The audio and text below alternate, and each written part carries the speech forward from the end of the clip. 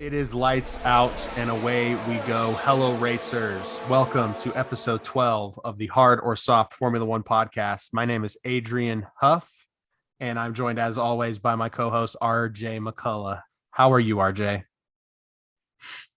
Everybody hurts. It's been a tough couple days, right? We've let off this podcast a couple days, times in a row, with talking about the Leafs and how they crumble in the first round every year. And I was 13 years old the last time they won a series, and I'm now 31 years old.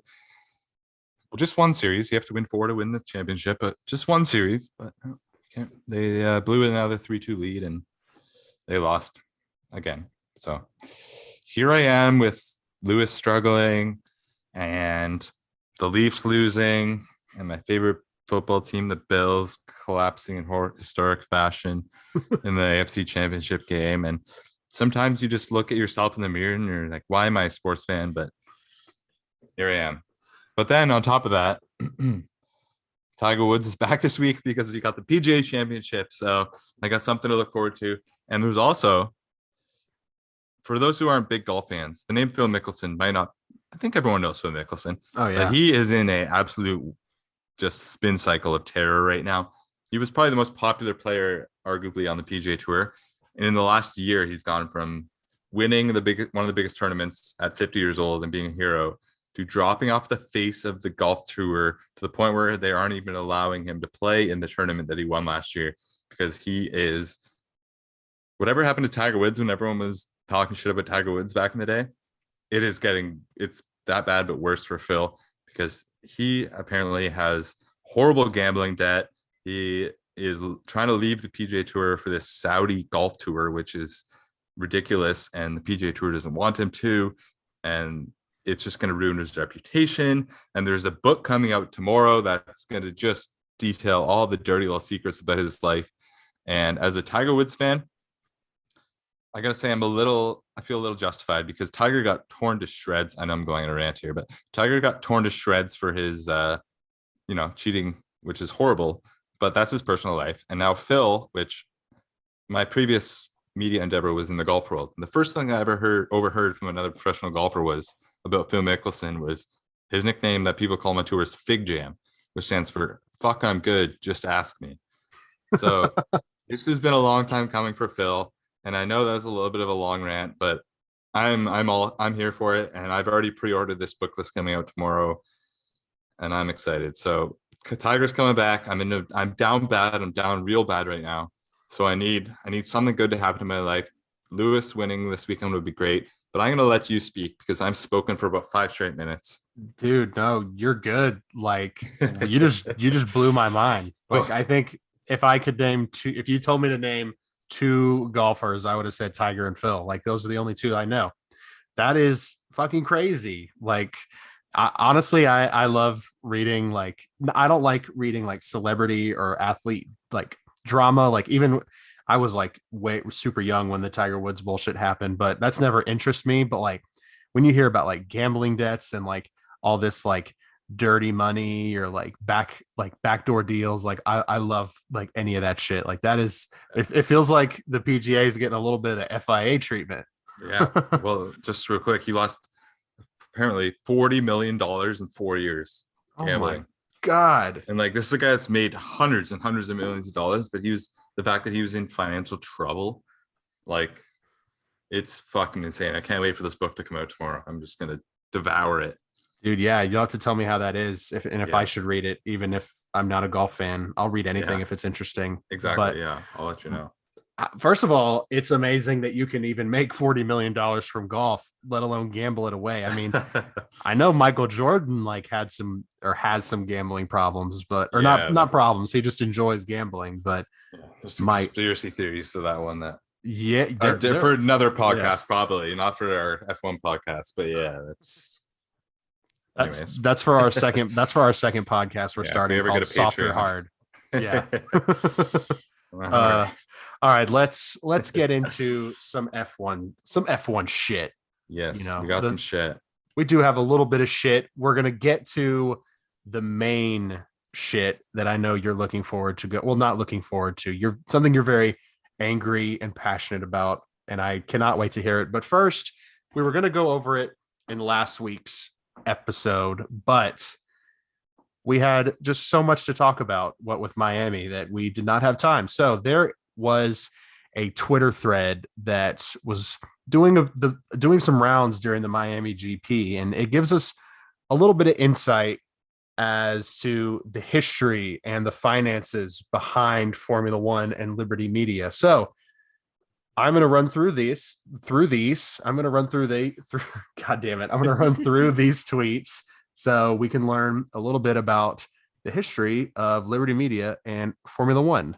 So this is all from at Joe Pompliano, JoePompliano on Twitter. He's verified. He's legit. He's a sports writer. So this is extremely interesting. I know we both read this separately and talked about it, but I'm just going to run through this really quickly. These are just the bullet points, and I've cited my sources. So Formula One was acquired by Liberty Media. We've talked about them. They do the broadcasting and the rights to Formula One. They were acquired for $4.4 billion in 2016, which in hindsight seems a little cheap. Because I mean, there's game companies that have, made video games that are selling for 20 million. I mean, Bethesda sold for like $8 billion, something like that. Like the fact that Formula One, 4.4 billion, like, sorry to just stay on that, but like, that's just a little mind blowing to me. It is now the fastest growing sport globally. They're up billions of dollars in investment on already. And it's one of the best case studies in the business. This is the story. First, some history. F1 was previously run by Bernie Ecclestone. Is that how you pronounce it? Yep. Ecclestone. And the sport was massive. 600 million people watched F1 globally in 2008. That was sort of the start of Lewis's career. But there was just one problem. By 2016, that number dropped 40%, went from 600 million to something like right under 400. The sport lost over 200 million fans in 8 years, which is detrimental. I mean, you look at something like the NFL, the NHL, like that doesn't happen. They have it acclimates, but nothing like that. Several reasons caused F1 viewership to drop, but the biggest was that Bernie Ecclestone didn't care about young people. For example, this quote from him from 2014, "It's so bad that you literally couldn't make it up if you tried." Here is the quote. "I don't know why people want to get the so-called young generation. Why do they want to do that? Is it to sell them something? Most of these kids haven't got any money. I'd rather get to the 70-year-old guy who's got plenty of cash. So there's no point trying to reach these kids because they won't buy any of the products here. And if the marketers are aiming at this audience, maybe they should advertise with Disney. I'm not interested in tweeting, Facebook, and whatever this nonsense is. I tried to find out. In any case, I'm too old-fashioned. I couldn't see any value in it."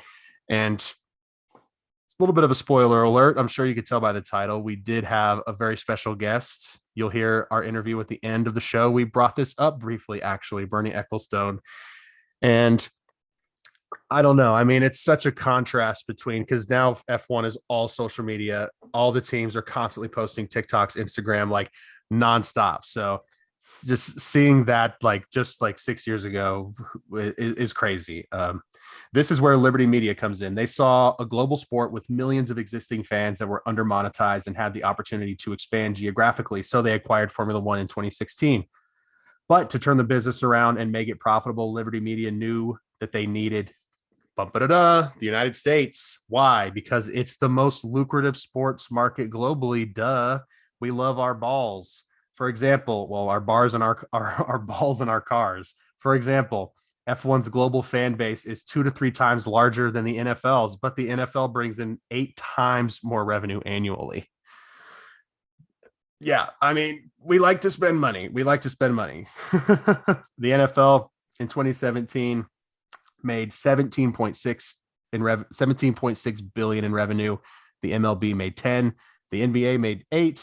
Formula One only made $1.8 billion in revenue in 2017. That is shockingly low. And obviously that's gone up a significant amount since then. So Liberty Media made several changes to F1. First, they relaxed rules on social media. This enabled teams and drivers to start sharing official race footage from Formula One onto their own channels. The result, F1 became the fastest growing digital property in sports.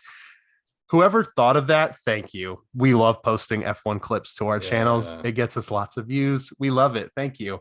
Yes. Next, Liberty Media. I'll try to run through this a little bit faster. I'm dragging. I apologize. Liberty Media has also altered the rules to allow more overtaking. They turned race weekends into mini festivals with concerts and events, and they even let ESPN broadcast races in the US for free. You used to have to pay for that, and we still do for F1 TV, but that's a whole other conversation. But nothing has had a bigger impact than their partnership with Netflix. Liberty Media knew the way to grow in the US was through content. So they partnered with Netflix to launch F1 Drive to Survive. Many people thought it was dumb. Many people still do. Mercedes and Ferrari even refused to participate in the first season. That's why Christian Horner is such a prolific voice, and Gunther, because they were there from the start, if you remember. Next, F1 viewership in the US has doubled thanks to Netflix. Back in 2017, less than 500,000 United States citizens watched Formula One. Now it is over 1 million. Nielsen says that F1 should surpass 1 billion fans worldwide this year, which is like impossible to grasp. What constitutes a fan? 1 billion people are watching the race. I don't know about that. That sounds weird, but that's still cool. Just a few more. If you need another example, in 2018, 264,000 people attended COTA in Austin, and in 2021 it was 400,000, over 51% increase. And I remember us seeing some posts that it was way too fucking overcrowded. So I think that is like a big problem that we might see coming up in the next couple of years. But Miami passed that. Yes, Miami did pass that, but I mean, we saw, I mean, I don't think it's ever a super well maintained event every weekend, but there was literally like a 2-hour line to take a piss or to buy a water. Like, and the general admissions areas apparently were not great. Yeah, you could barely see the track, and it was like $800 a ticket. Also, yeah. Not what they sold, but yeah. It makes it that's why thankfully we have all these ways to take this sport in, all this footage, because as a casual fan, first of all, even if you paid that $800, I would feel like I got fucking scammed. I'd be like, because you're just going to be sitting there watching it on your phone anyway. Right. So lastly, the most fascinating part about this story is the economics. Formula One stock price is up 250% since 2016, and Liberty Media has already made billions of dollars on this deal. As they say, content is king, and no one understands that better than Liberty Media and Formula One. I apologize if that was a little boring or went on a little too long, but personally, if you're wanting to get into the sport and you want to learn a little bit about the history, I think that is just like so fascinating. What are your thoughts on that? Yeah, actually, first of all, if you're watching the video, we'll put some graphics up and stuff, because I think, you need to like fully grasp all of that stuff, like sure, in the thread, because it is like fascinating, the growth and just how Liberty Media, it was kind of a controversial thing a little bit when they first came in, and they've just like, it's undeniable the growth that I think we're both, if not for Liberty Media, I think it's fair to say this podcast would not exist. Oh yeah. I mean, I think without Liberty Media, we would never get Miami or Vegas. Like none of that shit would ever happen. Drive to Survive. Like, none of that. But I have three main points on that. My first one, I wrote these down as it was coming out, as you were reading it. First one, there's a stock that we can buy. There's a Formula One stock. Is that like just Liberty Media stock? Like, what? How have I not invested in Formula One stock already? I'm looking it up now. Keep going. Okay. Second one, Bernie Ecclestone. Way to drop the ball on that one, buddy. Like, I want the money from 70-year-old. Like, you know how this works, right? People that are 70, they're going to die in the next 15, 20 years. Like, you want to get the people that are younger, because those are the people that are about to have money. So if you can get them now, you'll have them through the rest of their lives, and you'll get, when they make money, they'll be willing to spend on your sport. That's the whole point of getting people when they're young. So it's such a short-sighted thing to say, I don't care about Instagram and Twitter and TikTok. Like, that's the most moronic thing. And on that, my third point is, you kind of mentioned like how great it is that they're allowing us to post on social, like clips of the actual races and stuff, because in my actual life, I work for Sportsnet in Canada. And a lot of stuff we have to deal with is like the media rights and stuff around like copyright issues and whatnot, like with certain clips and that. So like, for example, like anything from the Masters in golf, we can't, it's like extremely expensive to post. Anything with the Olympics, even on a major sports network, you can't post it. You have to post just stills because it's ridiculously expensive. And then MLB is the most like archaic. Now, if I was to post a clip of Vladimir in Toronto, Vladimir Guerrero Jr., potential MVP candidate once again this year. If I were to post a clip of him doing something on social media, I would, the clip would get taken down, the tweet would get taken down, but you can get your account suspended just for posting one clip thing. You get like a DMCA thing. So it's ridiculous. And that's just so, again, short-sighted, because as we've seen with F1, the best way to grow it is for things to go viral, for even if it's just for half a day, whatever, like things to go viral, because then people see, oh, what's this? And they look into it and maybe they get interested. But if you're not allowed to post interesting things like crashes or crazy overtakes or whatever the case may be, funny things, people aren't even going to see it. So it's such a strange, short-sighted thing that's happening in the sports world right now that I'm glad F1's on the right side of it. But I think I filibustered long enough here. Did you pull up the stock thing?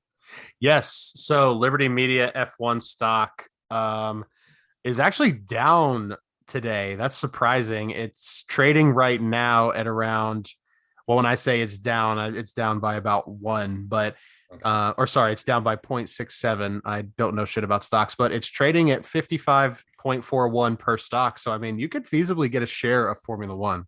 Is it Formula One or is it Liberty Media? Like, what's the stock thing? So the name of the stock is Liberty Media Formula One Series. Oh, okay. So can you sort by like 1 year, see what it's done the last year?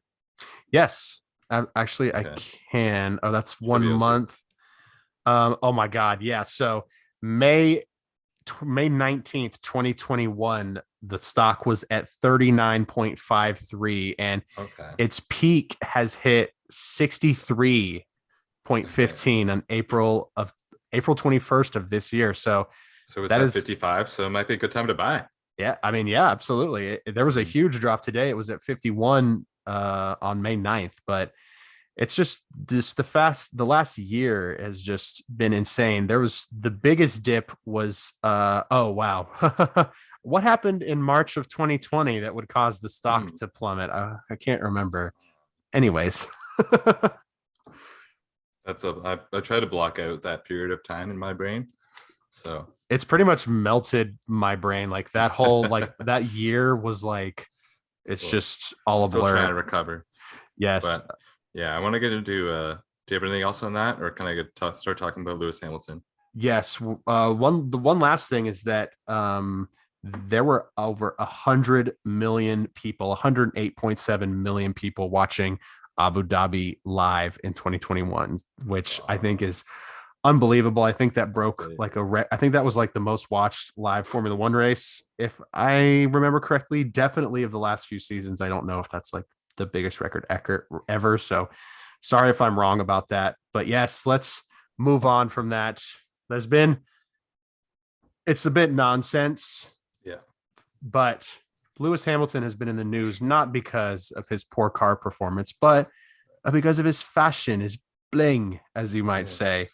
And you're about to read it, but the legend, Will Buxton, who won't record us a cameo, I will say, he had a tweet about the whole jewelry FIA thing. So read that for us.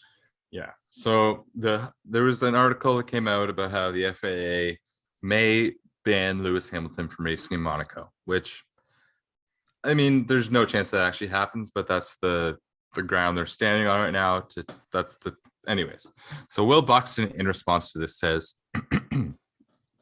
"This rule has been around for longer than Lewis has been in F1. It's not been created just for him. This and the underwear regulation is about applying the lessons learned from the Grosjean crash. If he truly believes it to be such a small issue, then why make it such a big one?" And of course, this lit a tire fire on Twitter both ways, because a lot of people just don't even really just judge the issue by the issue. They judge it by their thoughts on Lewis. Now, my opinion on this is that that's very like an idiotic take really to have, because you're not bringing into account, like, I know I'm going to bring race into this and we're not really the right people to bring race into this, but like, who are we to judge? This is a guy that's clearly gone through a ton of racism and stuff in his life. He's the only black driver in F1, one of the only black drivers in professional racing. And he's obviously gone through a ton of stuff his entire life. So he obviously feels like they're targeting him for this. And who are we to say that who are we to comment on how he feels about that? That's not our place. Yeah. Also, like, when the point of saying like, oh, Mercedes was the loudest one saying that you want the regulations enforced. Yeah, they want the regulations on track enforced. They're not talking about the fucking underwear you're wearing. Yeah. Or if Lewis has a earring or something that's welded into his ears, like, I understand they're saying like the Grosjean thing, but it's like I said last week, they're understanding when they get into the car, the risks they're taking. Like, it's gone to the point where like I hate that we have to talk about it every week. It's such a non-story, but the FIA is making it a story. And I hate that Lewis is taking the brunt of it because he's actually standing up for something for once. Yeah. I don't say for once to put that on like Lewis doesn't have a backbone. I'm saying that he's usually pretty good about just letting things go. I know people disagree with that, but that's my opinion. But like, I don't know. It's just become like one of those things that should have not been an issue, should have been dealt behind the scenes. And we are at the point we have to talk about it now. So, yeah. Yeah, it's like, look, Will Buxton said, let's learn from the Grosjean crash. If you go back and look, he had his wedding ring on. Okay. And when he gets out, guess what? It's still on his hand. It's not melted to his skin. And God, I mean, it's obvious that he's being singled out. Like, I don't care what you say. It's fucking stupid. If he, let's say, God forbid, knock on wood, Lewis, let's say, or even not Lewis, let's say Grosjean had the same piercings and jewelry that Lewis had. You get into that same crash. I mean, you're literally having metal and hot fiberglass come at you, debris. It's not going to make any difference. It's just, Lewis is not the one making a big deal out of it. It's literally them trying to stop him from, expressing himself or, being himself. Like, it's fucking stupid. Like, it's no news. I hate that we have to keep talking about it, but we do, because they're digging their heels in the sand. It's fucking stupid. So, I mean, we're definitely going to keep talking about this because, I mean, by the time we get to Monaco, I mean, who's going to give in first? Because, I mean, they're threatening to ban him. It's like, has this dude not given enough to the sport? You can't let the man wear a nose ring. Come on. And before we move on to the next topic, though, if they ban Lewis Hamilton from Monaco, you're going to see the most overdramatic, petty, in your face, whatever the term is. I'm going to go full heel and protest the FIA. I've already designed hats and signs that say little letters MA and then FIA. So for those that aren't the smartest, that's Mafia with a little MA. They are very corrupt if they do this. And I will be taking a stand and I will be proven, because still we rise and still I rise.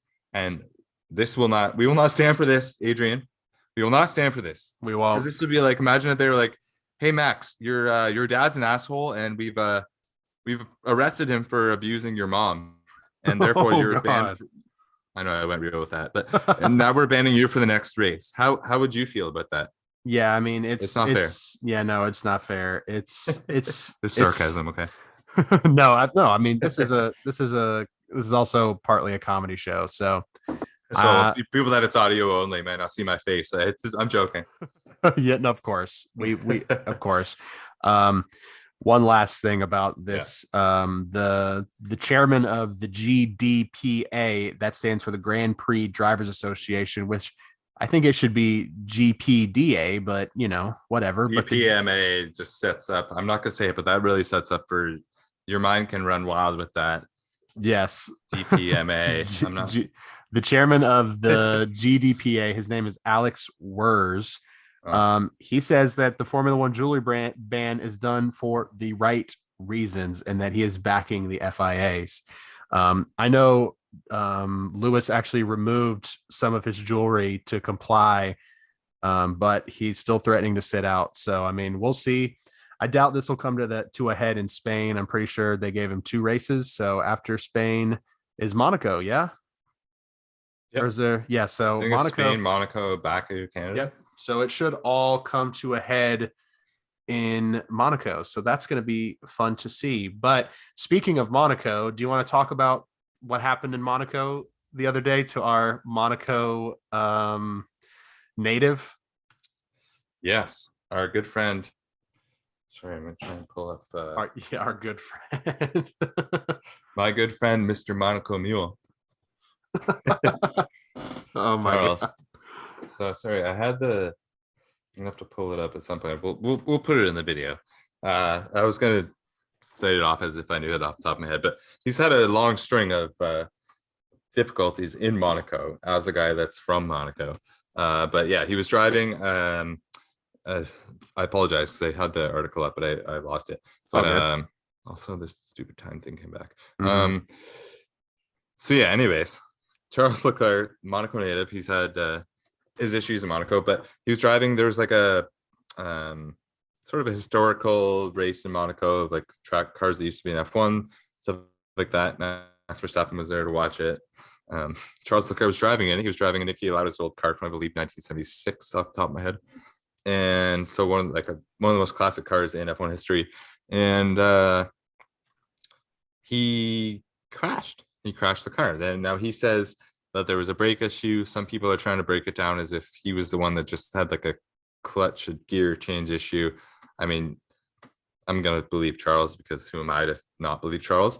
But either way, it was unfortunate that even in his home track, driving a historical car, just sort of a parade thing, he's still like, yeah, he's trying to go fast and do all that, but he's still crashed. And yeah, we're gonna have to put that thing in because I lost the tweet that had all of his issues that he's had in Monaco, because it's kind of sad for a guy that's from Monaco. Yeah, I will say I do know for a fact he has never finished a race in Monaco in his junior or Formula One career. He has always crashed or had a reliability issue, which is just heartbreaking. I mean, he's from Monaco.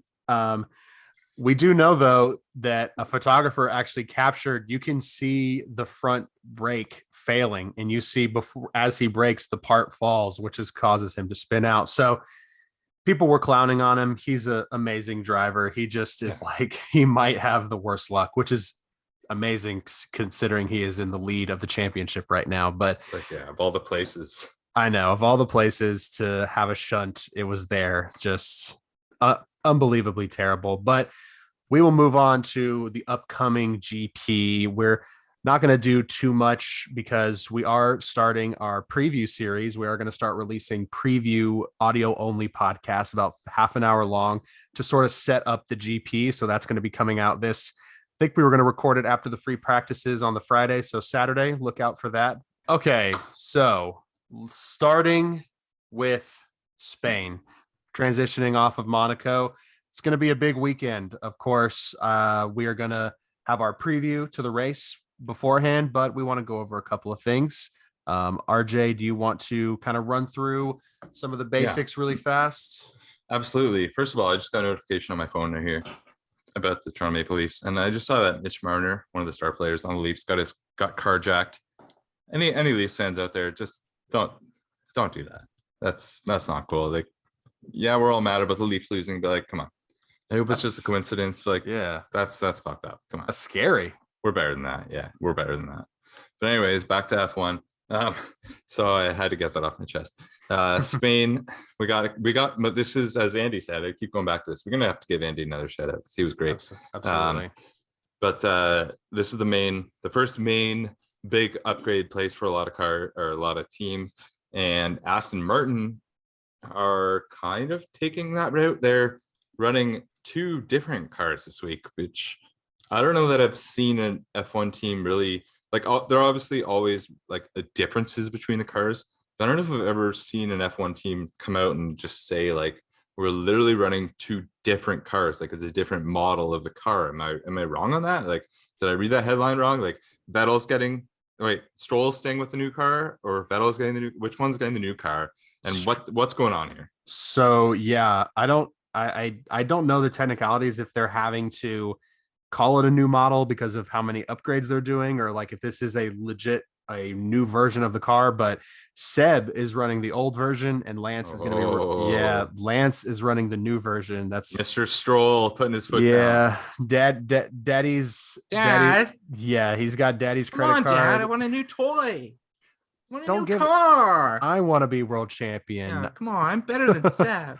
But yeah, it's just it's weird. I mean, there's really not much more to say about it. It's just weird. Well, I mean, I'm sure that Seb will get the upgraded car, but it's just it's. I mean, you hear Red Bull giving Max an upgrade one weekend, then giving it to Sergio the next. It's just so weird to be like, if Max is like Max in a brand new car, Sergio to run old shitty model. It's just doesn't happen. It's just weird. Is there any Mercedes? Even that, like, obviously Max should get the first upgrade. Oh, he does. Yeah, he does. Like, teams like to say, yeah, like one guy gets the one and the next guy gets the next. No, like, it's all goes to Max. Like last year, like Bottas was getting new upgrades every week, taking grid penalties because they were giving Lewis every single upgrade they possibly could. Yeah, but yeah, Anyway, speaking of Mercedes, they're not the only ones to make upgrades. So yeah, do they have anything planned for Spain that you know of? I don't know. So I know you're going to go on Ferrari and Red Bull because they actually have announced what they're going to do this week. Mercedes is doing Mercedes things right now. I don't know. Like, also, like, I feel like I'm going to look like I'm just floating in F1 merch, but I am wearing another new shirt this week. This is a nice little Lewis shirt. I need more merch. Yeah, I know I'm just putting you to shame with the merch. You are. Just a quick aside. But yeah, I don't know what Mercedes is doing because I've seen, like, there was that one big article, I think it was motorsport.com, that we both kind of referenced that broke down in detail what Red Bull and Ferrari are doing. And then all they said was, and Mercedes remains the most interesting team on the track because we don't necessarily know what they're doing. They clearly have the speed, but they can't show the reliability and they can't tap into that in a full race. And it's like, some people are saying they have big upgrades this week. Some people are saying they're still struggling. Some people are saying they figured out porpoising. Some people are saying they haven't. So, I mean, historically, Mercedes has been the number one. I'll admit this. They've been the number one team to kind of sandbag and be like, oh, we're struggling. We're one of the worst cars. And meanwhile, they've won 8 titles in a row. Yeah. And that's drivers and world. Drivers and constructors. But no, it's not. Every time that happens, I just have to cringe. Like, I know, I saw your face and I was like, I gotta get over that. It's not. But anyways, yeah, I don't know what they're doing this week, and that it leaves me with like a little bit of hope. But I also feel like they would probably say if they'd made progress. But then there's also that Lewis Hamilton Instagram you read at the end of last episode that he kind of alluded to the fact that they are going to be back. Which maybe that was just a Toto being like, you better fucking say something good or I won't be eating my Papa Nickel. I will say my Papa Nickel. It's right on the cabinet. Of course it is. That's amazing. And you can see it every episode. I fucking love it. Yeah. But yeah, that's my thoughts on Mercedes. Not really like, what am I gonna add? I don't have any insight, but it's just like I don't know. I go into every week like I don't know, and they've 2 races in a row. They've had one practice session where they're the fastest car, and I get all giddy. And last week, Mercedes was killing in practice sessions, and Red Bull was failing in the practice sessions. And then, hey, what do you know? Max does Max things. It's happened twice now. I really don't know. I will say I have from a top secret source, a super reliable source, and that is somebody replied to me on an Instagram thread. Mercedes made a post hyping up Spain, and I commented, but will you be bringing upgrades? And someone replied, they're bringing a new floor. I don't know where they heard this, but that was what weren't they supposed to bring a floor in Miami? Yes. And did they?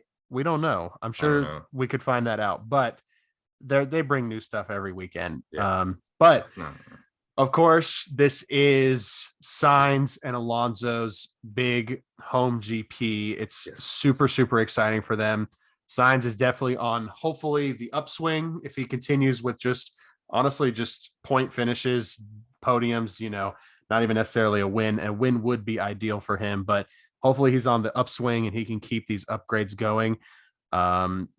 Fernando has a lot of pressure on him because he only has 2 points in the drivers' championship, which is just crazy. It just shows how bad luck both of the Spanish drivers have. Like honestly, like Sainz is not nearly as bad, but they do both. They are both having issues.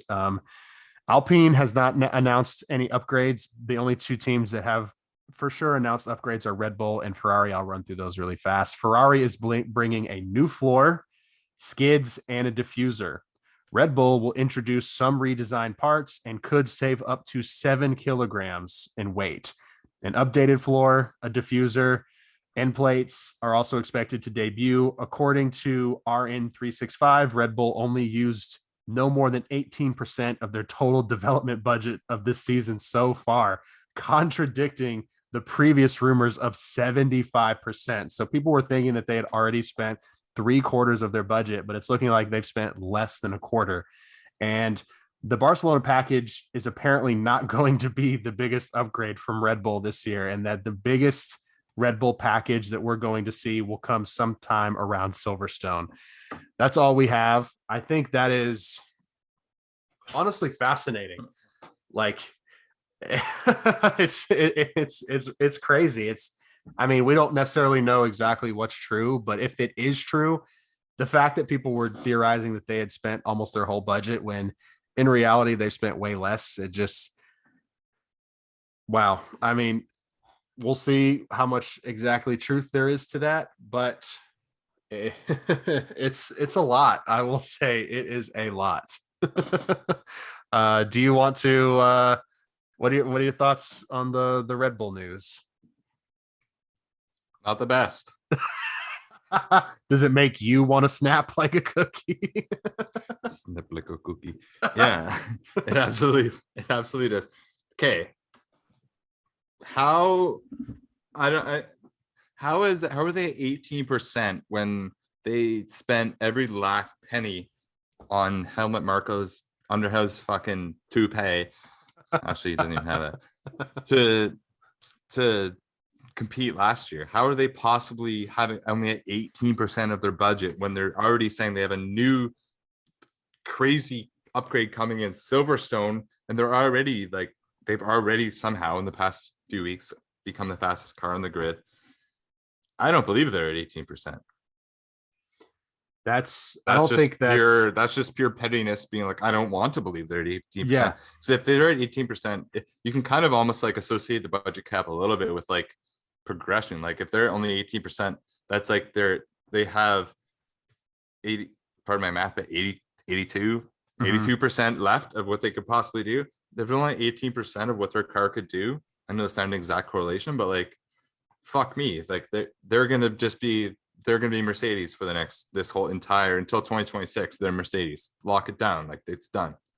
I mean, we're definitely gonna see Ferrari how they'll adapt, because I mean, if these rumors are true, even if it's not 18%, it does sound like Red Bull has used their development budgets like really smart, which is why we maybe saw some reliability issues from them. But I mean, gosh, you have these huge packages planned and you're already almost clinching the championship at the start. I mean, Ferrari has just got to be like sweating. Like they have to turn up the heat. Like there's no other excuse. So I think on top of that,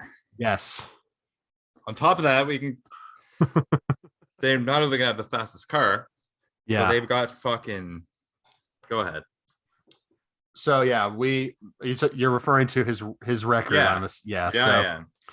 So a graphic was released pretty recently of all of Max Verstappen's finishes that were not DNF or crashes, and when he finishes a race, he has pretty much exclusively finished in the top 2. Like in that list, I think there was maybe like 1 or 2 P3s. Like it is all first and second. The one places. P3 was when he got his side of his car ripped off by Bottas off the lap 1, and he still finished P3 because he was. It's unbelievable. Go through them. Just go through them. Come on. I want to hear it.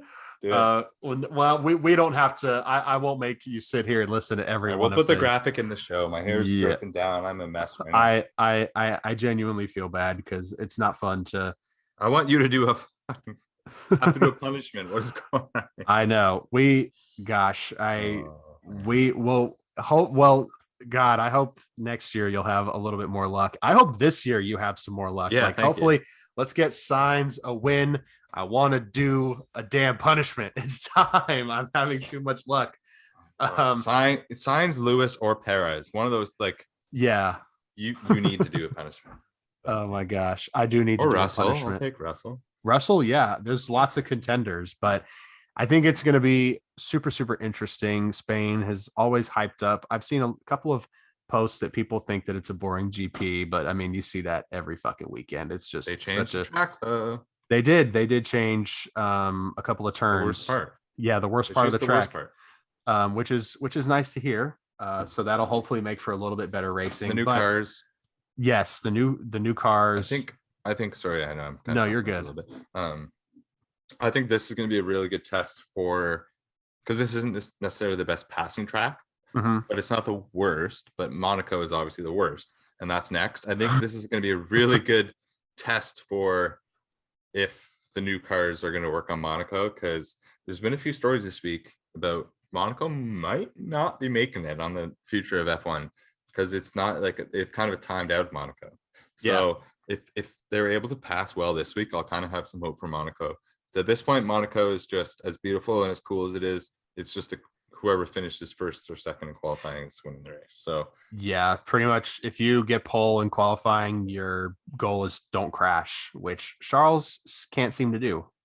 But you're absolutely right. Well, I mean, he did it once, but that didn't work out either. No, God, poor Charles. But yeah, this is sort of a precursor to Monaco. I don't really have any faith. I still think Monaco is going to be Monaco. I mean, these cars are bigger. Like that's the thing. We do have, yes, it's better overtaking potential theoretically, but it's not going to happen. I mean, if any, I'm hoping that it's not going to be destructive because just how wide these cars are. I was actually watching some Monaco highlights from past seasons and like some Perez, Ocon, Hamilton, Verstappen, Vettel, Ricardo, like just classic moments. And I mean, there's always a crash. There just always is. So you're right though. Spain is going to be a little bit of a tease. As far as Monaco's future though, that remains to be seen. I think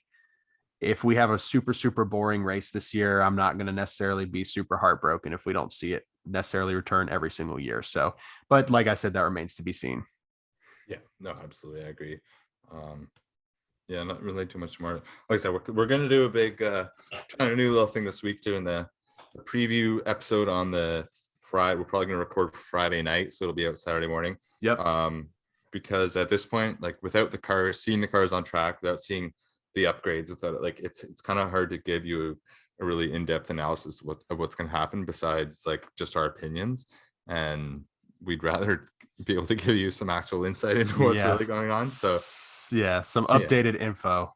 Yeah. So please, if you're someone that just watched the video, because I know a lot of people that have told me how they like intake the podcast is through the video. So just keep an eye out on either Apple or Spotify or the main things for podcasts, but pretty much anything you have it on, check that out. It's exciting. Yes, we're hoping that's going to be a good thing for us. And let us know what you think of that. But quickly, I want to get into a quick Indycar thing that I saw. Yes. So this is really, we've talked a little bit about Colton Herta.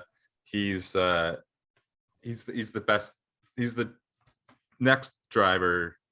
I couldn't have bumbled that sentence worse. I'm just gonna restart that sentence. Okay. He's the probable next F1 driver from the United States. If there's going to be someone from the United States that's going to be an F1 driver, Colton Herta is the guy. He's a young driver. He's very, very talented. He's done really, really well in all levels, but IndyCar, he's thriving.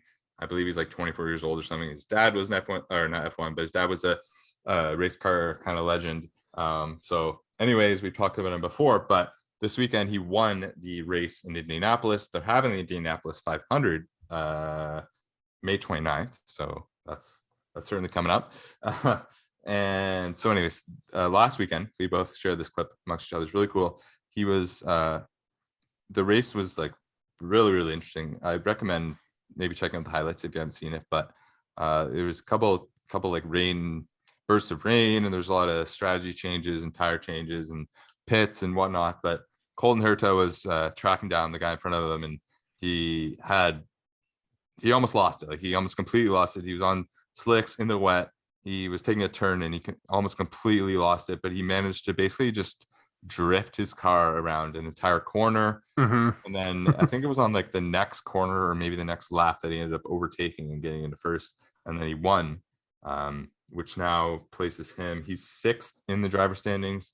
And Roman Grosjean, our old F1 friend, is 9th in the driver standings. Hey. Now, I can't really say, like, it's hard with standings, because if you look at F1 right now, you'd say like where Lewis is or something, you'd be like, well, he's shit. But it is like dependent on the cars. So I can't necessarily say like how 6th really, like, yeah, above. I would assume just because of how much hype he has and how much people are like, the social media reaction, that him winning was pretty impressive. So from someone, if anyone out there that listens is a big Indy fan, let us know, because I'm going to the Toronto race. I'm hoping Adrian's going to come with me. We want to know more before we go to that. Yes.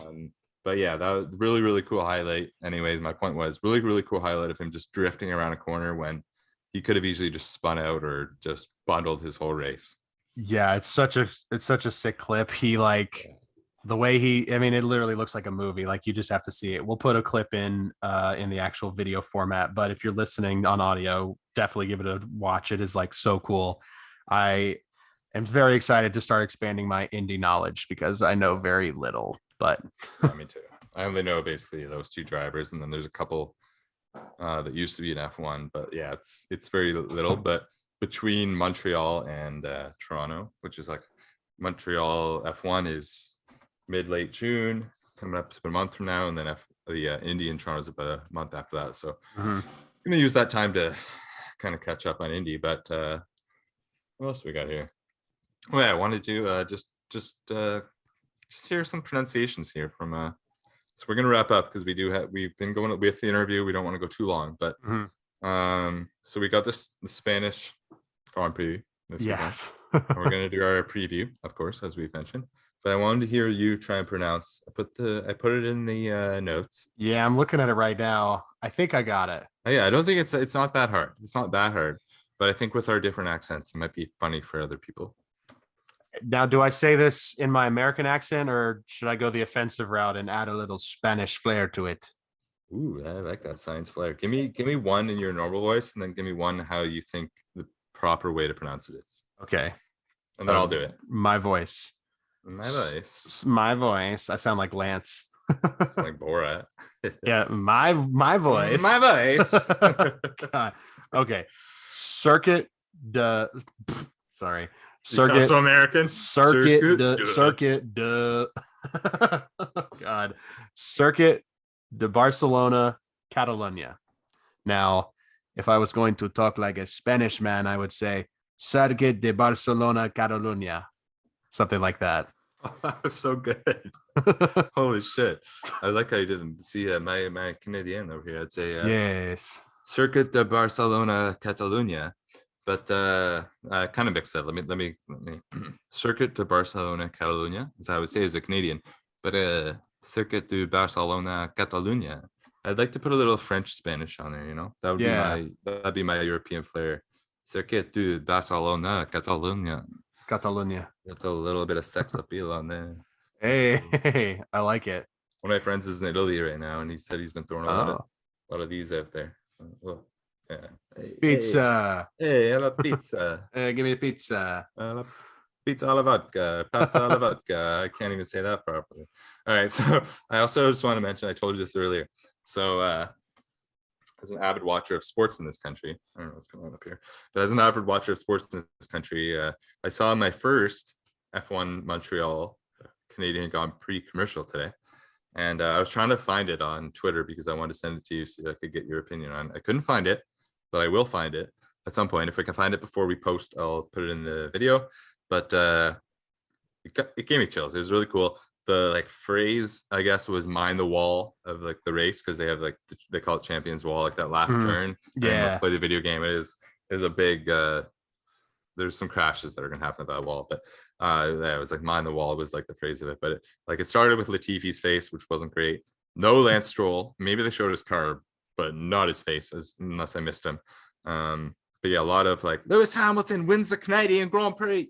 So I loved that. A couple of Max Verstappen's in there. Some there was like they showed the Seb thing, like that whole thing. They showed Seb with Ferrari. It was a lot of old clips and stuff, but they did a good job with it. It kind of got me fired up. It's the first time, and this is on like there's 2 major sports networks in Canada. I work for one.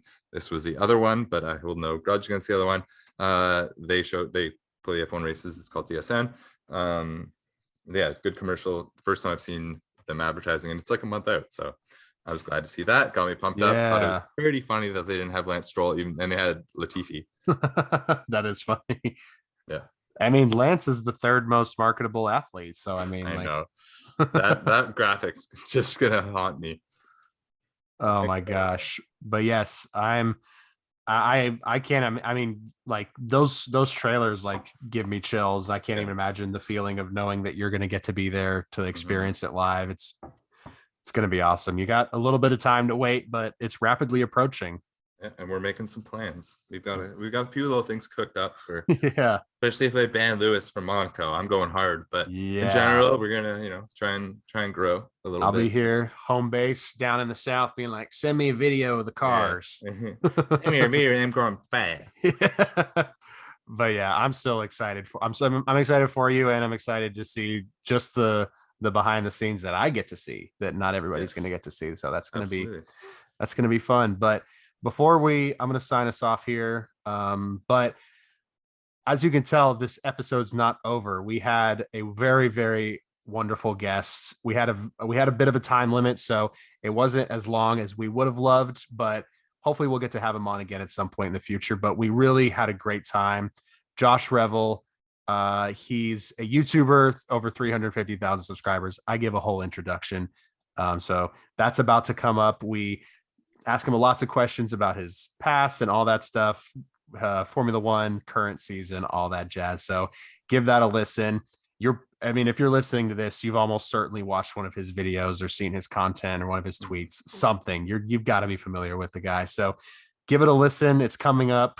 But as far as the regular show goes, that's going to be it for us. Make sure you check out our social media on TikTok, Instagram, Twitter at Hardersoft F1. We are the Hardersoft F1 podcast. RJ, is there anything you want to add before we sign off? Don't forget, tune in, check back on our feed Friday or Saturday. It'll be there. Get the full preview of what's going on this weekend. We'll give our bets. We'll give our preview. We'll put our balls on the line. Check it out. Yes. We're gonna like you said, we're gonna give our predictions, all that stuff. We typically will do that in the week before, but since we're trying this new thing, that's going to all happen in the preview. So please stick around for that. But for now, enjoy the interview with Josh. Thank you all so much for listening. We'll catch you next time. Without further ado, let me introduce our very special guest, Josh Revell, 316,000 subscribers on YouTube, over 2 million plus views on multiple videos, 53 million views on his channel entirely. And you've made a couple of appearances on the F1 YouTube channel talking about Formula 2, which I think is like extremely cool. Like I noticed, I like just doing a little bit of research, I came across those videos. Like that is just like what was that like, first of all, being able to make content for the actual Formula 1 channel?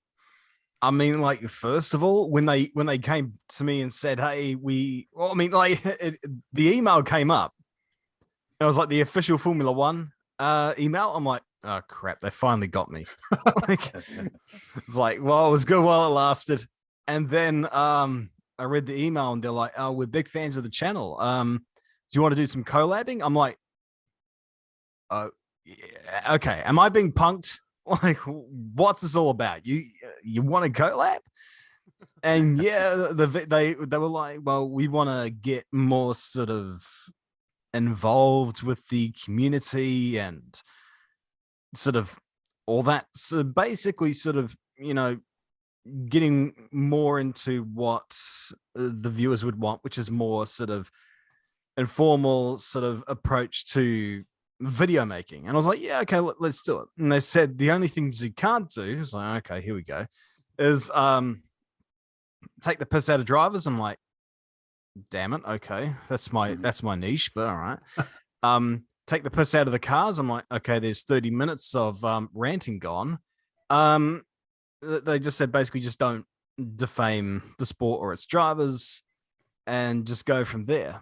And we ended up releasing the videos, and yeah, it was sort of one of those moments where you're like, okay, maybe we're sort of getting somewhere with the, content creators and the sport, which is obviously what we want, because, it's only helping the sport, I suppose, at the end of the day. Right. Yeah. I'm trying to advocate here for content creators getting away with some of the stuff that we do. But yeah. Yeah. Well, I know you said that they were coming for a little bit more of like an informal sort of commentary, but the editing on your videos is like top notch. Like it straight up looked like it was produced by them. For some people, like they say, oh, the stuff's great. But meanwhile, every single time I look back in my videos, if I ever do, I'm just like, this is garbage. I'm always I'm always just trying to improve upon what I do. Sure. Which, it's easy to have references in what you could do in a video if every single one of your videos is driver profiles, which is what all my videos seem to be. But no, just if you have a look at the first videos I've done and then look at what I've done like recently, it's night and day. And even now, I'm not really happy with what I do. I want to continue going further, I suppose.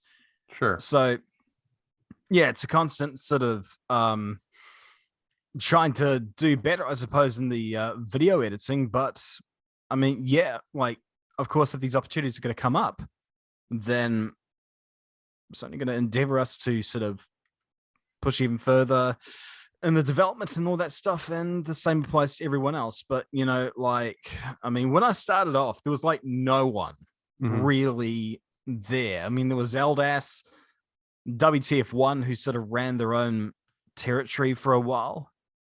And there was your typical sort of vlogging stuff, but there was nothing really concrete at all.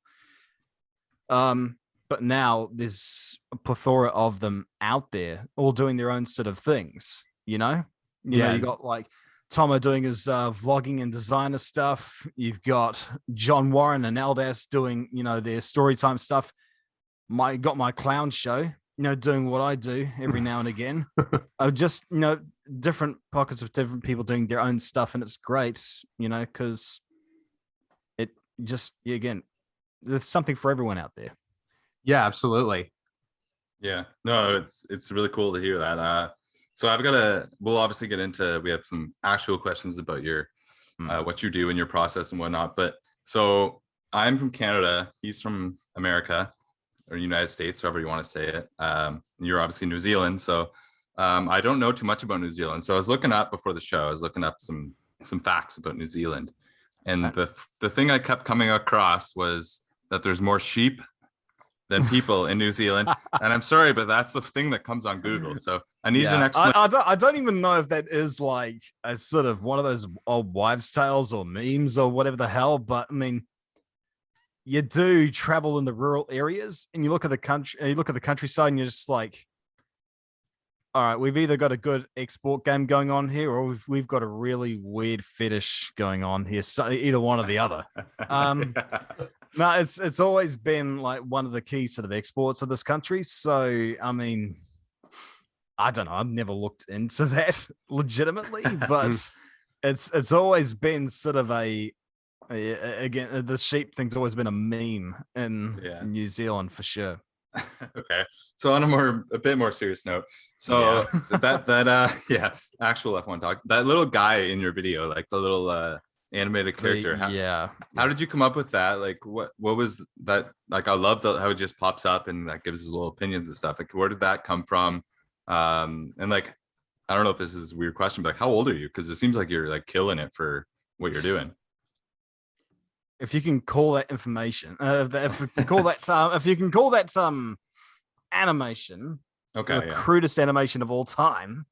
Yeah, it was just inspired by a couple of YouTube channels that I sort of watched, and I was like, I like to do that sort of format, and I've never had sort of this like there's a lot of time goes into animating these cells. So when I say that I want to continue to improve my stuff, the animation's number one, but it takes a long time to make some of the stuff, especially when alongside that you're trying to make these videos and you got to script them, and then you got to audio edit them, and then the video editing, and it's every week, and it does grain on you. But the so the concept I saw on a couple of channels, and I was like, yeah, so I want to do format similar to that. And for the first 6 months, it was actually through Bitmoji, because I had literally no money whatsoever to sort of get anything to even remotely get any sort of thing that I wanted. I literally had to sort of cut and paste in Photoshop. Then eventually got the $100 graphics tablet to make my own character, and sort of went from there. It is a different approach for sure. And it was certainly easier than, getting a green screen or whatever. And it is easier for quality control and blah, blah, blah. So yeah, it was all sort of born of that. And yeah, it sort of took a life on its own, where I've made a character which has got about three sort of motions and constant lockjaw. Yeah. I will say that I think it lends itself really nicely, because I mean, you've obviously found like really good success. So, like that. Yeah, it's like you've definitely like established like, like, I hate to say brand, but I mean, you're definitely like there's a lot of name recognition for you, as like, for sure. So like, definitely props to you for like doing that all yourself and figuring it out, and just constantly driving to improve your videos and your editing as well.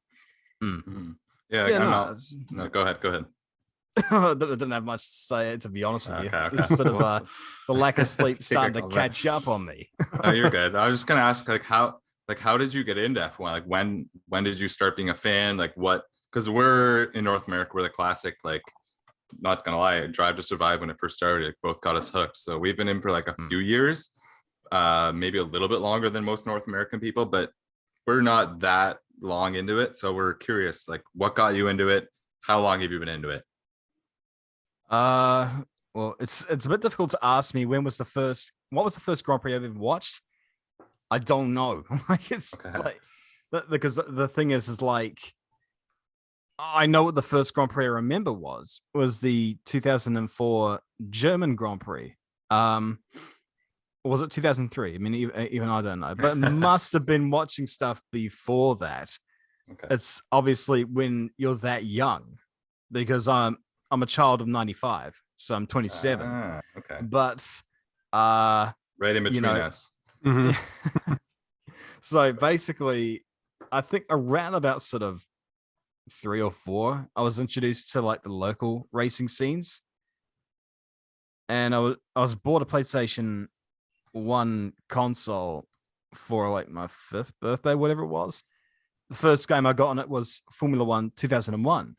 Oh, wow. And naturally, that was what I always played, because it was the only game I ever had.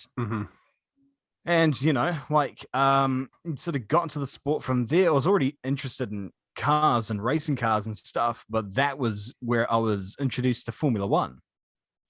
And yeah, like, so I did watch on and off, but the sort of Australasian scene with V8 supercars was more sort of, popular, especially in this region, because unlike Formula 1, the racing was actually good.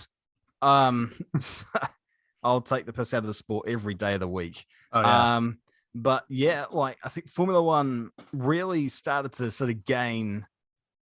I started to pay a lot more attention to it, especially about the time when Lewis debuted. Not that I started watching because of him. It was just that I just started to come back into the sport properly about when he debuted. And yeah, but again, the problem was, like 2007. I was like, how old was I? Like 12? 11, 12, 12, something like that. As an 11, 12-year-old, getting up to watch races at 1 a.m. in the morning. It just wasn't a thing, you know? Right. So like I think the only races I could watch were the ones that were in the Americas. Like for example, the race I probably remember the best was the 2008 Brazilian Grand Prix, because that was just before school. So that was interesting for sure. But yeah, it wasn't until like sort of halfway through high school where I was actually watching some of these races. But yeah,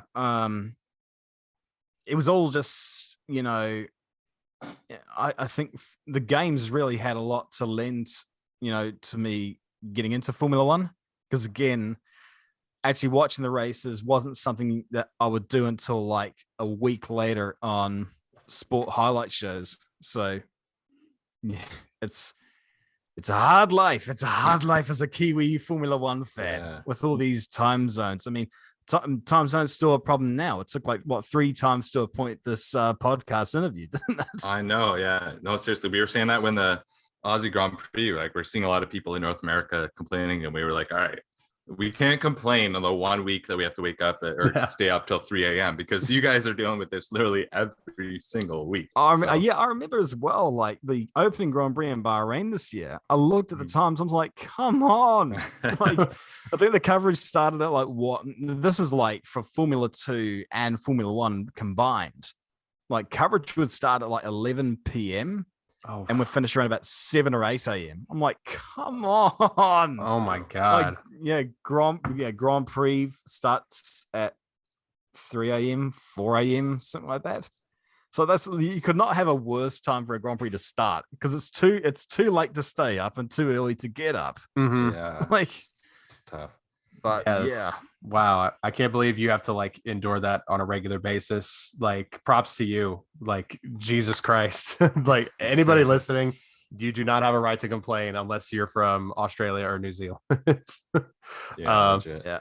So on the topic of this whole podcast, F1 and the current season, I do want to ask, you know, maybe you don't necessarily have like a favorite, but who do you have like a bias towards a certain driver or team, or like who do you root for? I mean, I think like, you know, people try and say, oh, I'm unbiased, and I try and say that as well. But the reality is we all have a bias in some way, shape or form. I generally don't try to hide it too much, especially in Formula 2, where it's like, yeah, Yuri Vips is the best Red Bull driver, but I want Liam Lawson in there. Why? Right. Look at his passport.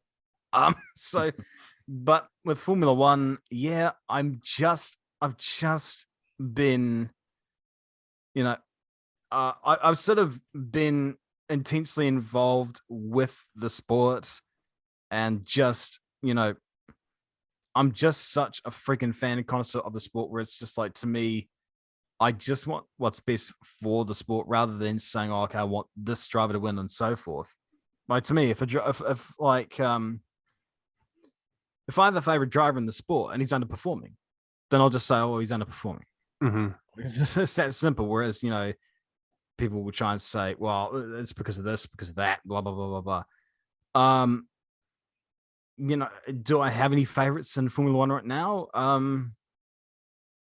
Not really. I mean, yeah, I guess you could say Checo, but in general, any favorites I have are just the ones that I want to see sort of maximize their potential. You know, you're talking like Max or Charles or George, stuff like that. It's just like, okay, I want to see this guy maximize his potential. I've been a massive fan of Lewis's since day one, basically. But, you know, at the same time, again, it's all just sort of become, you know, sort of immaterial for me. It's just like, I just want what's best for the sport. So last year, well, everyone was at each other's throats, you know, like you're either in Team Orange or Team LH in this matter. I'm like, I'm just enjoying this great season. Yeah. Right up until the brake checking and stuff. It's like, oh, okay, no.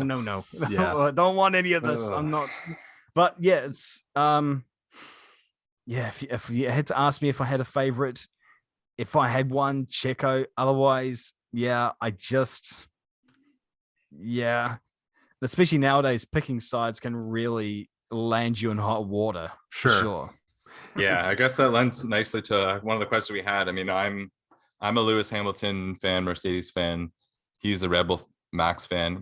We try and try and Be see civil. both sides of everything. Mhm. But yeah, sometimes we get into it. So I'm curious. I guess that leads right into like, what were your thoughts on how the way last year ended? Because everyone has an opinion on that. I try and avoid this as much as I can because again, you cannot approach this in any way and not incite sort of some amount of That's what we're strong hoping. opinion.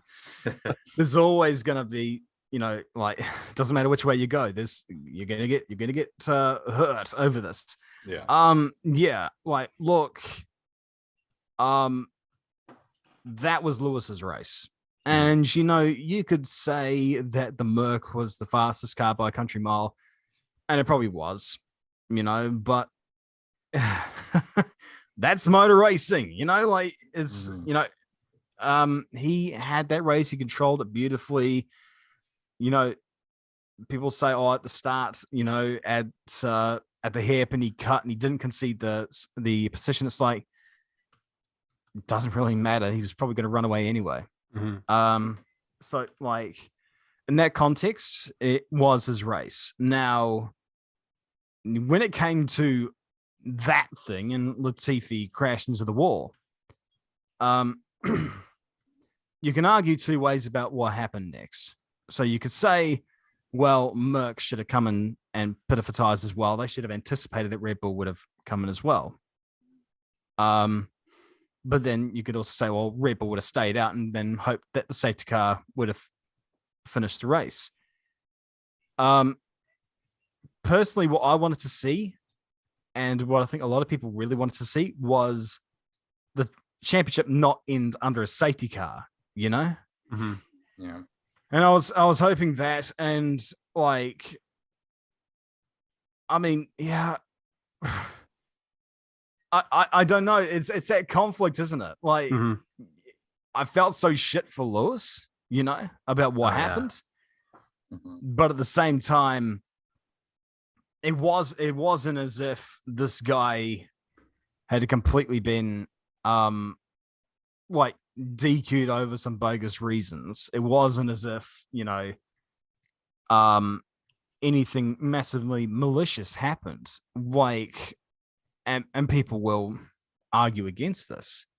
Like, honestly, there have been corrupt events happen in FIA and motorsport, stuff like that, and I will willingly point out that the sport is freaking dirty.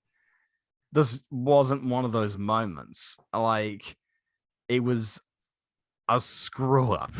It was a screw up, and it just so happened to happen at the worst possible time. But yeah, I mean, it's not good whatever direction you look at it, like Mm-hmm. Lewis lost his 8th and he should have really had his 8th. Max deserved that championship, but it'll always be under that cloud now. Mm-hmm. Similar to how Prost 1989 championship is. And yeah, it's just such a messy situation. Like, that's why I don't like talking about it. I'm trying to dance around this right now. And I mean, even then, like, I'm not even trying to hide anything at the moment. It's just I'm trying to be very careful of what words I use, because they'll just think, oh, you wanted this to happen, wanted that to happen. Yeah, I'll make a mistake. I preferred Max to win the championship because I think Max is just an absolute gun of a driver. B, even though I love Lewis and wanted him to win the championship every year, I guess you could say, I'm not saying this for clout, like genuinely, I just want the best drivers to challenge for the title, and Lewis has always been there. I just wanted something a bit different, without it being different for the sake of it being different. Max was a worthy champion and all that jazz. And C, I made the prediction on my predictions video and I just wanted it to be right. So I could pretend, oh, look, I know something about Formula One. Not like, yeah, just it's super uncomfortable to talk about the whole thing. Because, again, I've tried talking about it now, and you could just tell in the tone of my voice just how uncomfortable I am talking about it. No, yeah. It's okay. It's like, it's like no matter what way you go about it, there's always going to be people just like, yeah, you're wrong. Speaking of predictions, though, I just real quick, Adrian, I'm 99% sure this was you that predicted before like anything happened this year. You predicted Charles was going to win the title this year, right? Yeah, and the reactions to my predictions of last year. So this was like December 2021. I said the Shah was winning 2022. And it's just like, yeah, they rolled out in Bahrain with their car and they were topping the sessions. I'm like, yes, I flipped it again. Yeah. Looking good. It is looking really good. I will say, Oh, sorry, but we can definitely move on from the Abu Dhabi, but I know he said that he's more of a Mercedes fan. I'm more of a Red Bull fan, and we've talked about this plenty on the show, but we do try to stay as like unbiased as possible. And I'm like totally in your boat. I'm not one of those like horrible fans that's like, Max, I'm just like, and we're both in the exact same opinion as you, that it's a huge mistake, just a huge like dark spot on his first championship, and it lost Lewis his 8th title. But then also he deserved it. Yes, definitely. In the final race, you could argue Max, deserved it over the course of the whole season, but that race was, like you said, Lewis's race. But that's the thing though. Like, as well as I also say is there are 21 other races in the year, and I'm going to play devil's advocate here.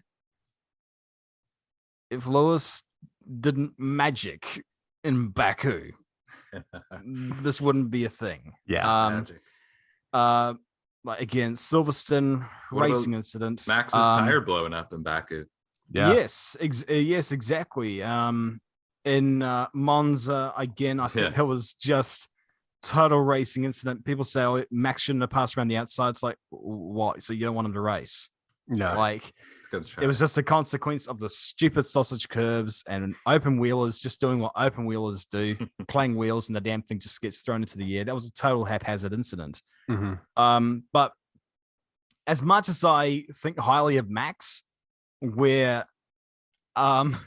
in no uncertain terms, I think Max is probably one of, if not the most naturally gifted F1 driver I've personally seen in my life, which is a statement for sure to say, but there are some others out there that are saying that same thing. With that, I thought the last 4 races, he shat the bed. There was Saudi Arabia where he brake checked, and I was saying, like, honestly, I'd probably park him. If I were the FIA officials, I'd say black flag, not a drive-through penalty, black flag, come the next lap, you're in the garage. Like that was unacceptable. Yeah. Brazil, turn 5. Oh, sorry, turn 3. Sorry, was it turn 3 or was it turn 4? I don't know. I'm not good with numbers.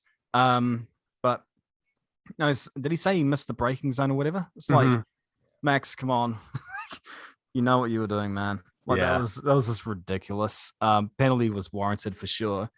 The Qatar where he sped in qualifying and lost him a couple of grid positions. It was just stuff which, Lewis exhibited that in his 2008 championship as well, where he was making mistakes toward the end of the championship as well.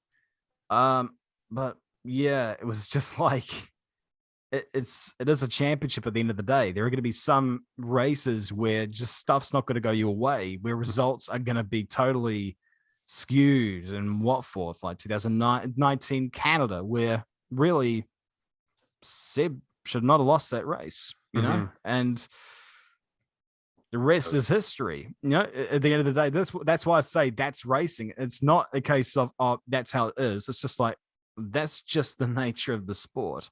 Sometimes really crappy stuff happens, but you do have to live with it. So I know how hard it is to live with that, with what happened in Abu Dhabi, but like, yeah, it's all ancient history at this point, really. So Yeah, absolutely. It's it was huge. I mean, it's still, people still talk about it. We're talking about it, but it does seem like that this next season has like sort of filled the not the gap, but it's sort of taken over enough. It's been entertaining enough to where we've sort of been able to sort of just push that back and kind of forget about it. What has been your reaction, not necessarily just in the past season, but how F1 has sort of like exploded? Like, I know it's exploded specifically in North America, but the growth has just been exponential since, I mean, it feels like since obviously Drive to Survive has plays into that, but like, do you think it's a good thing for the sport? Like, what do you think are some of the biggest negatives? It's just, what are your reactions to just the massive growth that the sport has been taking on?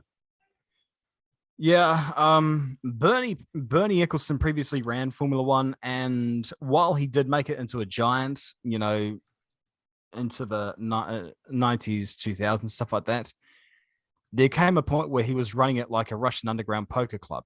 And it was sort of this, it almost felt like this sort of exclusive sort of thing going on, and not really, he wasn't really trying to branch out. And there were, interviews where he was saying, what's the point appealing to the youngins? Like, they don't got any money. It's like, oh, all right, well, okay, what happens when those 70-year-old dinosaurs that you're appealing to, what happens when they fall off? Then you don't got no one. So yeah, when Liberty came in, and you looked at the outlet they had and what they were planning, it's like, yeah, okay,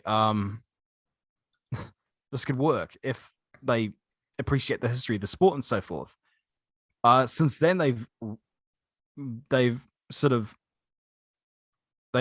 sort of hit the ball and run with it, haven't they? Like, I think they've just tapped into every single aspect of what potential Formula One fans have ever wanted, sort of leaving no stone unturned. So yeah, and there are some people that are just the purists that are saying, oh, I preferred Formula One, as it was back then, and not, we didn't have all these young fans that know nothing coming in. It's like, well, at some stage we all knew nothing.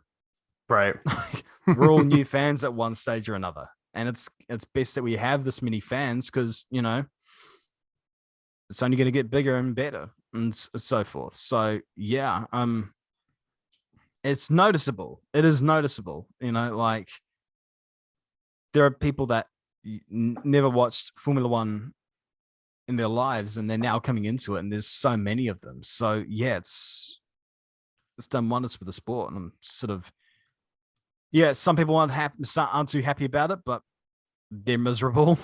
I personally think it's just, it's great to see how it's helping the sport. Yeah. That's awesome. Yeah. All right. We're kind of running out of time. We got about 10 minutes left, but I think you got one question each left for you. We really appreciate you joining us. So mine's more of like a behind the scenes kind of thing. I'm just curious, like, what at this level, so you're obviously doing very well. So I'm curious at this level, like, what's your process for finding like topics that are worthy of a video? And like, what do you do when like you see something that catches your eye and you're like, okay, I want to make this a video? From that to like putting the video out, sort of, what's your process? Really, it's just down to what I'm feeling, like, Okay. Like, I like lately I haven't sort of made too many videos, and I've been asked, oh, is it writer's block? It's have you run out of ideas? It's like, no, I'm just exhausted. Like, I mean, when you're thinking about 50, 60 hours a week of work on average every freaking week for like 2 or 3 years, it's like, okay, it's starting to catch up. Like, yeah, it's mentally draining at the moment, but also just wanting to get into different topics, and they take longer because you're researching the hell out of them and so forth. So yeah, like there'll just be things like residual knowledge of events that have happened or stories and so forth, and I'll just I'll latch onto it sort of like on a Tuesday or a Wednesday of the production of that week's video. I'm like, okay, I'll do that next week. So already, even before you finished one video, you're already planning the next video and, starting to script that one as well. So, yeah, again, it's all just down to sort of what I'm wanting to do at that one particular time. Sure. And yeah, there are some videos that I've wanted to do since the end of 2019, but they've just been pushed back, and never seen the light of day.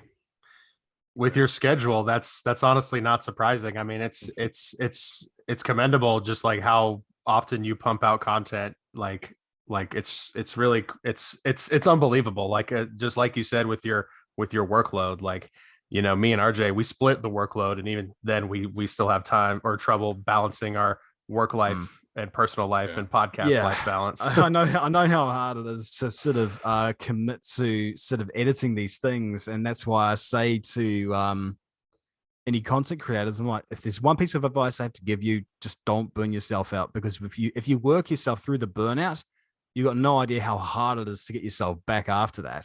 Mm-hmm. And you just got to look after yourself for sure, and just know as well, like, you can go a week without making a video. Your fans will still be there. Mm-hmm. Right.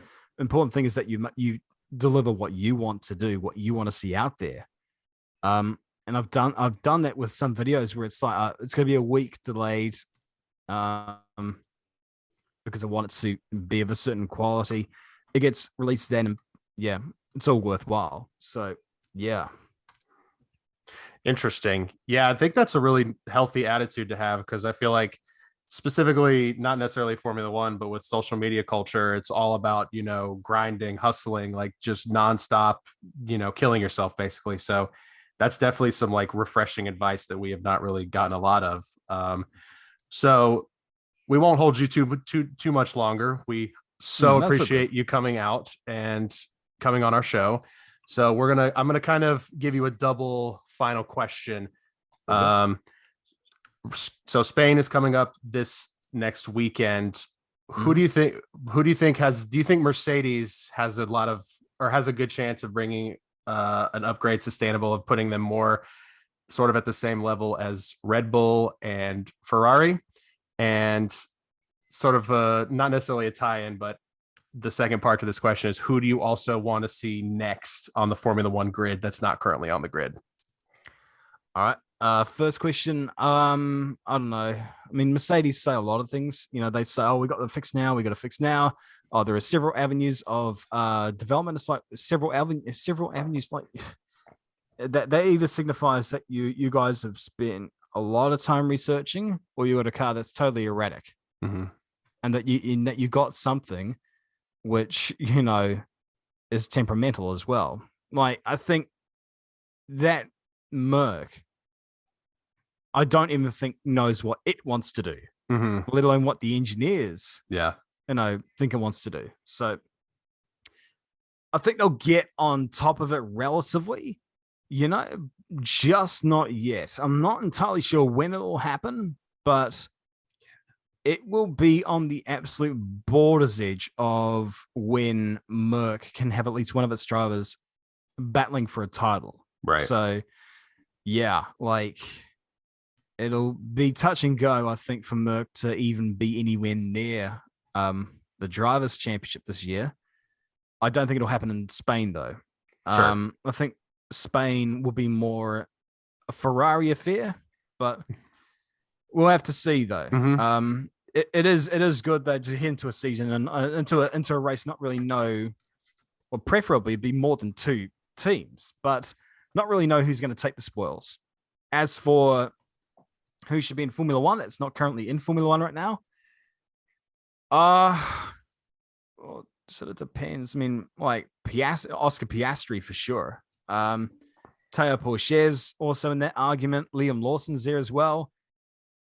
Yuri Vips is basically Nico Hulkenberg with a Estonian passport. I'm trying to think of who else. No one right now who's sort of like in. There are some down the road, but they're not going to be in Formula One's range for another 3 or 4 years. Sure. But yeah, I don't know, because we do romanticize a bit over some drivers and say we want them in here because they're a bit spectacular. Some of them it's warranted though, like Colton Herta in IndyCar. I definitely want to see him in there because he's got a lot of hallmarks of like Montoya and Jacques Villeneuve in a way. These spectacular drivers from the Indy scene that you want to see in there. And there's also Kyle Kirkwood, who's just like, I mean, once Andretti signed him and put him into a decent car, I mean, she's all right. You got someone in there that's just going to dominate the scene. So absolutely. I will say Piastri's on my personal list. I wish we could keep this conversation going, but unfortunately this Zoom call is going to be cut off in about 45 seconds here. But I just want to say thank you so much for being on the show. We are huge fans of your content. We're definitely going to keep watching, and we would love to continue to collab, maybe potentially down the line, have you back on. But I hope you had a decent time on the show. We really appreciate it. No worries, man. Thanks for having me on, guys. Yeah, absolutely. We'll keep in touch when the episode goes live. I'll let you know. Sweet as. Thank you. Absolutely. Right, thanks, man. Thanks again.